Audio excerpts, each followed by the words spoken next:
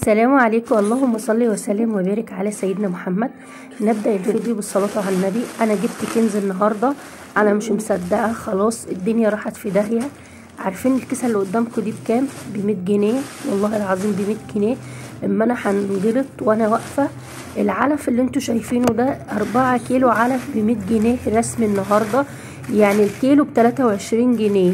وحطلي كبشة بايده ما يكملش 100 جرام وخد مني ال100 جنيه. حرام ولا حلال؟ قبل الواحد لو مربي 10 فرخات او 20 فرخ، ده اقل حاجة في رمضان هياكلوا منه على الاقل ب1500، 1500. وممكن الفراخ دي في ثانية كده تعيا وتموت وما نستخدمهاش، تبقى العلف راح على قلة فايدة. حرام. بعد ما كان كيلو العلف اغلاها كيلو علف كان بيوصل 10 جنيه، دلوقتي العلف زاد مش 100%، لا 200%.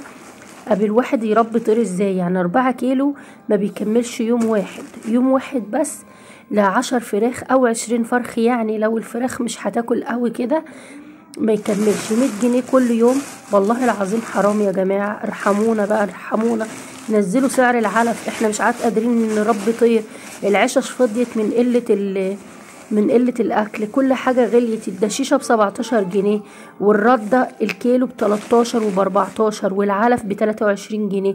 الفراخ هتموت، مش هتلاقي الاكل اللي تاكله. هنأكلهم ايه؟ العلافات فاضية خالص، مش عارفين نحط لهم ايه بالظبط.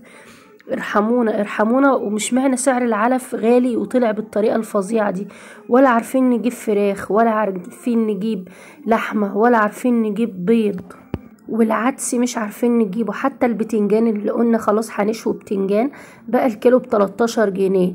وبقى ايه؟ معصفر كمان ما ينفعش ينشوي، صغير كده ولا ينقلي ولا ينشوي.